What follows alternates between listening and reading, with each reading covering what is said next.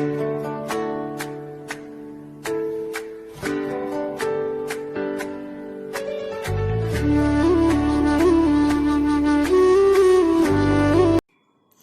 my dear students, I welcome you to my YouTube channel English Classes with Shashi Singh, and in this video we will talk about noun cases. What are noun cases and how many noun cases are here in English, and what's the importance of them. So let's move further and know about it all.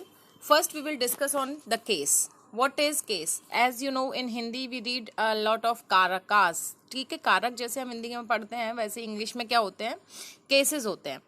तो होता क्या है basically कि जो case है वो क्या होता है कि केस एक ऐसा चीज़ होती है जिसमें कि अपने को ये पता लगता है कि हमारा जो नाउन है वो एज अ सब्जेक्ट यूज़ हुआ है और एज ए ऑब्जेक्ट यूज़ हुआ है और पजेसिव फॉर्म में यूज़ हुआ है. तो केस क्या है? केस एक तरीका है ये जानने का कि जो नाउन है वो कौन से फॉर्म में है. It is in subjective form और it is in objective form और it is in possessive form.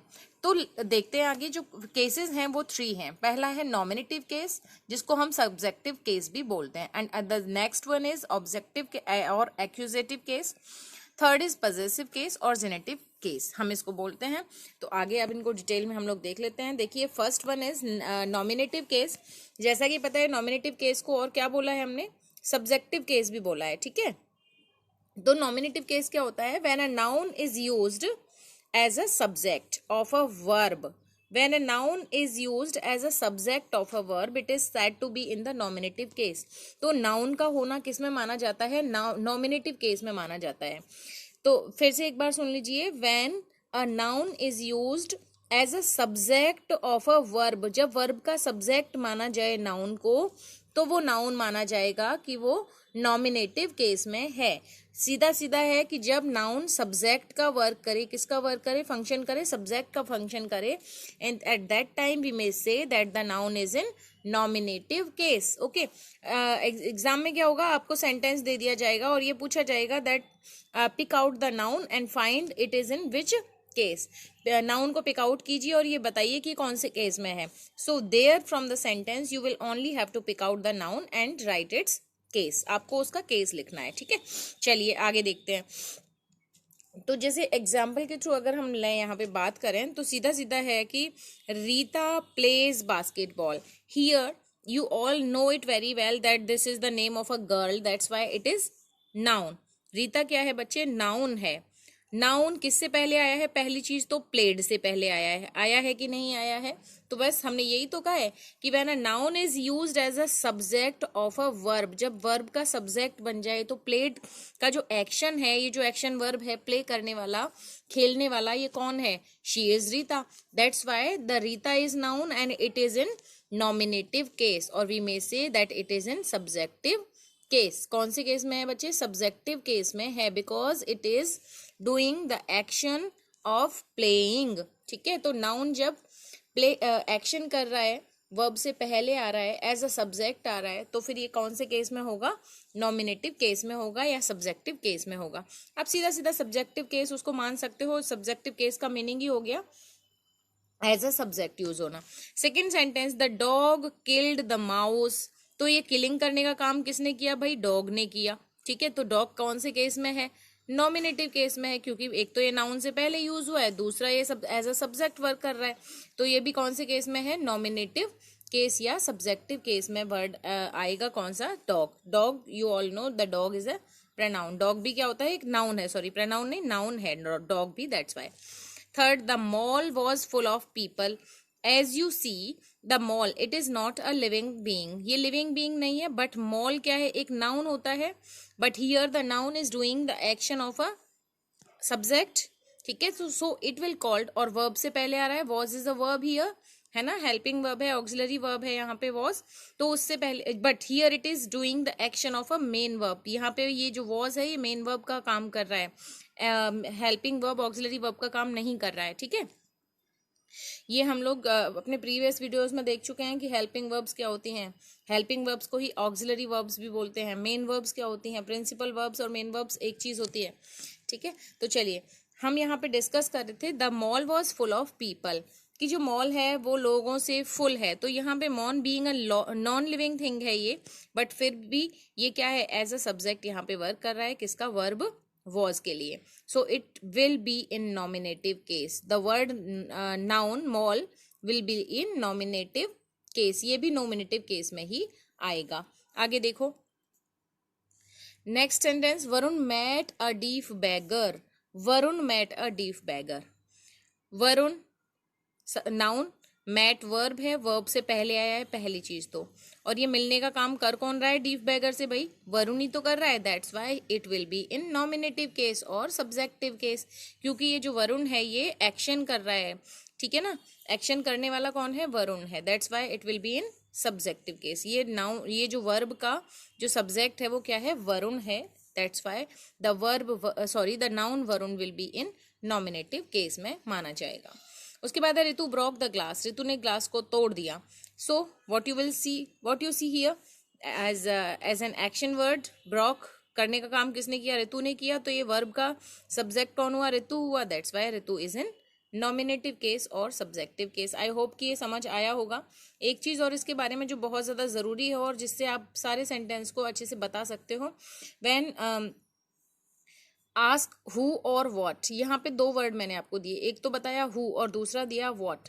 Who और वॉट बिफोर अ वर्ब, यानी कि जब हु और वॉट का क्वेश्चन वर्ब से पहले पूछा जाए तो आपको क्लियर हो जाना चाहिए कि verb, subject of a verb कौन है, कि वर्ब का सब्जेक्ट क्या है. तो जैसे कि अपन पहले सेंटेंस में देख लेते हैं, रीता प्लेड बास्केटबॉल. तो रीता की जगह अगर मैं हु लिखूं, ठीक है ना, who played basketball, then answer will be Rita. Rita played basketball. तो ये यही बोल रहा है कि वर्ब से पहले आप हु और वॉट लगा के देख लो, आपको पता लग जाएगा. अगर हु और वॉट से क्वेश्चन नहीं बन रहा है तो फिर उसको हम नाउन नहीं कह सकते. अब देखिए, the dog killed the mouse. Who killed the mouse. Next, the mall was full of people. What was. वैसे तो ये जो वॉट है ये एज एन सॉरी ये जो मॉल है और ऐसी चीजें हैं, और ये जो वॉट है ये ऑब्जेक्ट को भी शो करता है. वॉट किसको भी शो करता है, ऑब्जेक्ट को भी शो करता है और सब्जेक्ट को भी शो करता है. लेकिन एक इसका डिफरेंस ये है कि when it takes place before a verb, जब वर्ब से ये पहले आता है, कहाँ आता है, पहले आता है, तब तो ये सब्जेक्ट को शो करता है, और जब ये वर्ब के बाद आता है तब ये ऑब्जेक्ट को शो करता है. मैं एक बार फिर से बोल रही हूँ कि जो वॉट है वो ऑब्जेक्ट और सब्जेक्ट दोनों को डिनोट करता है. When it is before a verb then subject इसका प्रोडक्ट होगा, और जब ये वर्ब के बाद में आएगा तो ऑब्जेक्ट इसका प्रोडक्ट होगा. ठीक है, चलिए तो अब थर्ड में देख लीजिए, ऐसे ही आप क्वेश्चन फ्रेम करके, Varun met a deaf beggar. Who met, हमें नाउन का, नाउन से पहले लगाना है. मैंने यहाँ पहले ही कहा है कि बिफोर अ वर्ब हमें लगा के देखना है तो पता लग जाएगा. ठीक है, बिफोर अ वर्ब. तो who met a deaf beggar. ऐसी Ritu broke the glass. Who broke the glass. ठीक है, सो आई दिस वे आई होप कि आपको समझ आया होगा कि वर्ब का जो सब्जेक्ट होता है वो ही वर्ब के सब्जेक्ट की तरह एक्शन करने वाले डूअर को ही क्या कहा जाता है, वो नाउन कहा जाता है, जो कि नॉमिनेटिव केस में कंसीडर किया जाता है. एक बार फिर से देख लीजिए, वर्ब से पहले यूज होने वाले सब्जेक्ट को ही माना जाता है कि वो नॉमिनेटिव केस में है. आगे देखिए, अब ऑब्जेक्टिव केस क्या होता है. When a noun is used as an object of a verb, जब noun as an object of a verb action करता है तो वो ऑब्जेक्टिव केस माना जाता है. It is said to be in the objective और accusative case.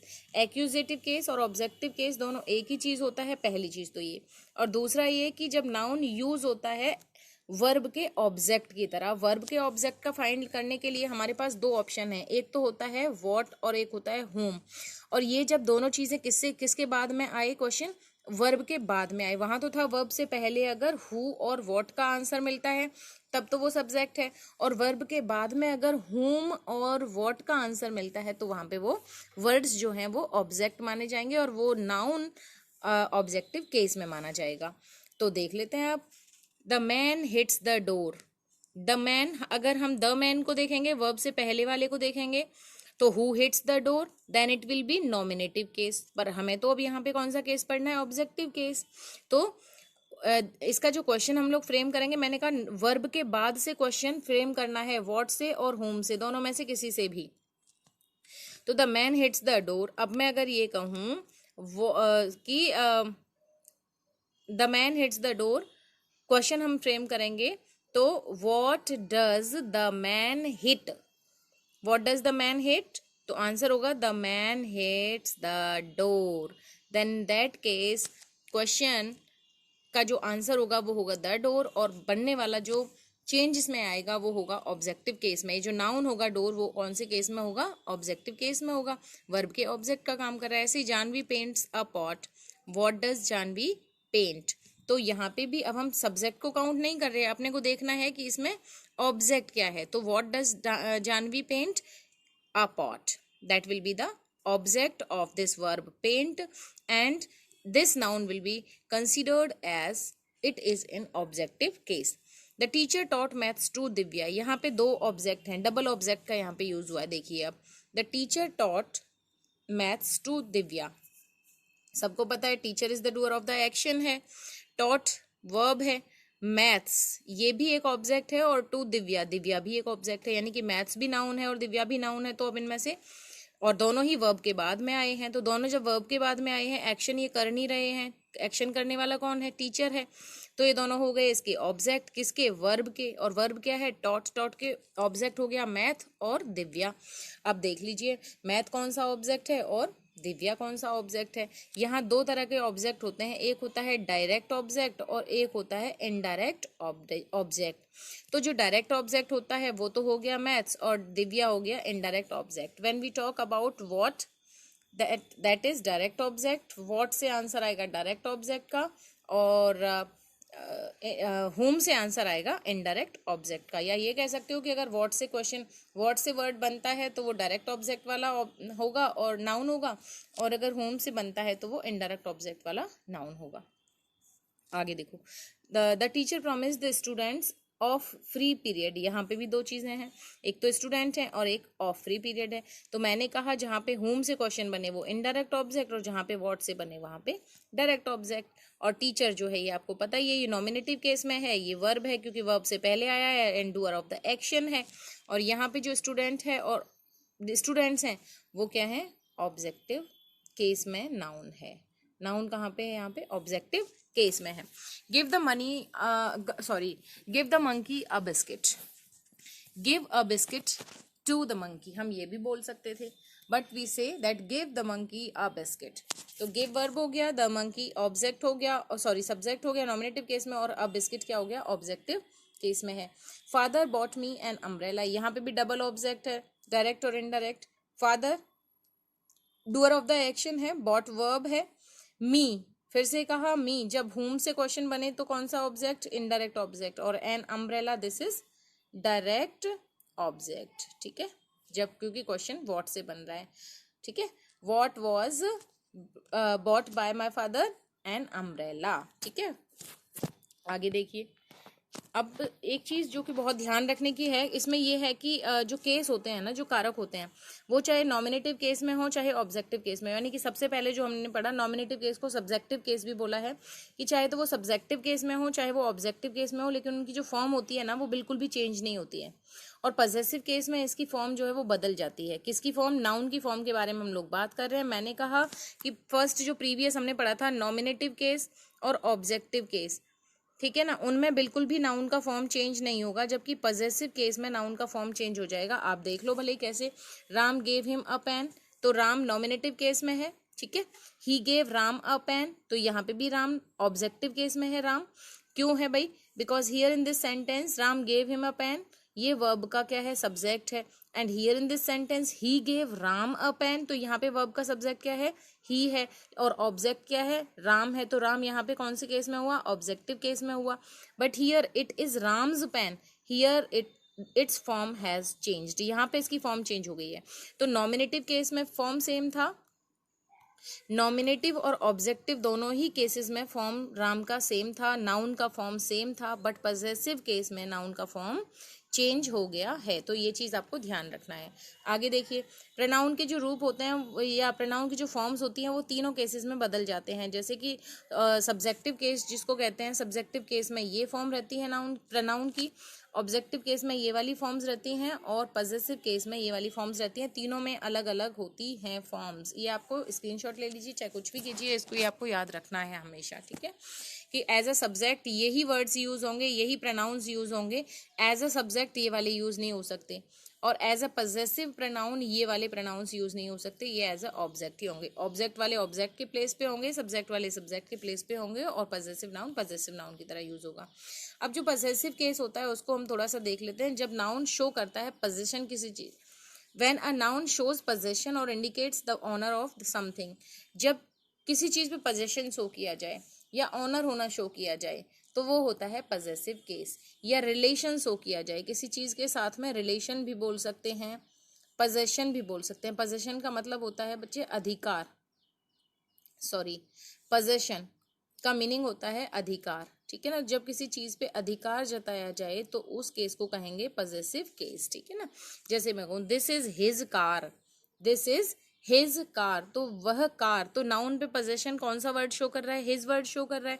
That's why the word his is a possessive pronoun, it is a possessive pronoun है ये, क्या, हिज। उसके बाद है द मीनल्स शेड्यूल हैज, हाँ, Meenal schedule has fixed, has होगा ये, एज नहीं है बच्चे, हैज फिक्स, मीनल का शेड्यूल फिक्स हो चुका है। तो यहाँ पे जो मीनल्स वर्ड है ये अपना क्या शो कर रही है, एक तरीके से इंडिकेट कर रही है ओनर होना, किसके लिए, शेड्यूल के लिए, कि वो शेड्यूल जो है वो किसका है, मीनल का शेड्यूल है, ठीक है। तो यहाँ पे जो मीनल नाउन आया है उसका एक तो फॉर्म चेंज हो गया है, जबकि नॉमिनेटिव केस और ऑब्जेक्टिव केस में इसका फॉर्म चेंज नहीं होता है, यहाँ हो गया इसका, क्योंकि ये पॉजेसिव केस है, पॉजेसिव पोजीशन की बात यहाँ पे हो रही है। थर्ड क्वेश्चन है द मैन्स क्लब, एक minute, the man's club is nearby, ये जो वर्ड है MEN, this is the plural form, ये क्या है बच्चे, प्लूरल फॉर्म है किसकी, MAN का, ठीक है, MAN का प्लूरल फॉर्म है। तो इसको जब भी हमें लिखना होगा, बहुत सारे लोगों के लिए हमें बात करनी है, तो हम इसको सिर्फ ऐसे करके लिखेंगे, ठीक है ना। कैसे लिखेंगे, ऐसे लिखेंगे। तो मैंस, क्योंकि ये प्लूरल हो गया already, club is near by, ठीक है। उसके बाद मदर वॉज्ड रोहन्स, यहाँ पे रोहन के बाद में एपोस्ट्रोफी एस आएगा, उसके बाद में एपोस्ट्रोफी साइन लगेगा, वो लगानी है। तो यहाँ होगा mother washed Rohan's socks, Rohan's means उन सॉक्स पे किसका पोजीशन है भाई, किसके सॉक्स हैं, रिलेशन किसका है उनके साथ में, रोहन का है। That's why such words, such nouns are called in possessive case. कि अब ये नाउन किस में है, जो रिलेशन बता रही है सॉक्स के साथ में, पॉजेसिव केस में। यहाँ पे the mains club is near by, तो यहाँ पे जो क्लब है इसके साथ में किसका रिलेशन है, मेंस का रिलेशन है। शेड्यूल किसका है, मीनल का है, तो ये भी इसके साथ में इसका रिलेशन है। दिस इज हिज कार, ये कार किसका है, हिज का है, तो उसके साथ में उसका रिलेशन है। तो ये सारी चीजें क्या है, रिलेशन शो कर रही है। जब रिलेशन या पोजेशन शो करें तो वो कौन सा केस होता है, पॉजेसिव केस होता है नाउन का। उसके बाद में है the king's palace is big, राजा का महल बहुत बड़ा है। तो किंग्स पैलेस, तो पैलेस किसका है भाई, राजा का है। That's why the this palace has the possession of king, तो इस पैलेस के साथ में किसका पोजेशन है या किसका रिलेशन है, राजा का है। That's why the king will be in possessive case, यानी कि जो किंग नाउन है वो पॉजेसिव केस में है। The dog's leg was hurt, dog's leg, leg और डॉग दोनों का एक रिलेशन है। That's why the noun dog it is in possessive case, it is showing possession over the leg, the dog's leg. बिल्कुल clear हो रहा है कि किसका लेग है, डॉग का लेग है, ठीक है। आगे देखिए, अब कुछ चीज़ें इंपॉर्टेंट कि पॉजेसिव केस का फॉर्मेशन कैसे कैसे होता है वो हम लोग देख लेते हैं। तो पॉजेसिव केस का फॉर्मेशन 6 तरीके से हो सकता है। 6 वेज आर हियर, जो कि बहुत ज़रूरी है उनको याद रखना। अगर उनको याद नहीं रखा और ऐसे ही पॉजेसिव केस को यूज़ कर दिया है, पॉजेसिव प्रोनाउन को यूज़ कर दिया है, ऐसे ही एपोस्ट्रोफी एस को यूज़ कर दिया, then your sentences will be wrong. तो पहला इसका जो फॉर्मेशन है पॉजेसिव केस का, उसके लिए फर्स्ट रूल जो है वो होता है by adding apostrophe, apostrophe S, यानी कि इस साइन के बाद में इस एस को भी ऐड करना। ये तो होता है इसका first rule. To the singular noun of a living thing, noun जो है वो आपका लिविंग थिंग होना चाहिए और सिंगुलर होना चाहिए। In that case apostrophe s plus s, यहाँ एपोस्ट्रोफी साइन प्लस एस यहाँ पे यूज होगा। मैंने क्या बोला, by adding apostrophe sign plus s, apostrophe का साइन लगेगा, एस ऐड होगा, सिर्फ कब होगा, जब नाउन लिविंग थिंग होगा और सिंगुलर नंबर होगा। जैसे कि मैंने कहा राम की कमल, तो कलम, राम्स पेन, तो राम सिंगुलर नाउन है पहली चीज, तो दूसरा लिविंग थिंग है, that's why we will use apostrophe s plus apostrophe s with it. Next formation number 2, by adding only an apostrophe, apostrophe sign जो है वो सिर्फ कब ऐड करते हैं बच्चों, कब ऐड करते हैं, टू द प्लूरल नाउन, जब नाउन कैसा होता है, प्लूरल होता है, of living thing, living thing होना चाहिए और वो एंड होना चाहिए एस से। अगर वो, देखिए मेरी बात सुनिए, जैसे कि यहाँ पे बॉयज लिखा हुआ है, आपको पता है कि ये BOYS boys, boy singular number होता है, बॉयज लगा तो प्लूरल नंबर हो गया। अब हमें बोलना है कि बॉयज हॉस्टल, तो हम क्या करेंगे, सिर्फ एपोस्ट्रोफ साइन लगाएंगे, क्योंकि अपना ये जो नाउन है बॉय, ये एस के साथ में एंड हो रहा है, और ये रूल कहता है कि अगर एस के साथ में कोई नाउन, प्लूरल नाउन एंड हो रहा है तो उसके बाद में सिर्फ एपोस्ट्रोफी साइन लगाते हैं, दोबारा से एस नहीं लगाते, रिलेशन शो करने के लिए, पोजीशन शो करने के लिए, पॉजेसिव केस में।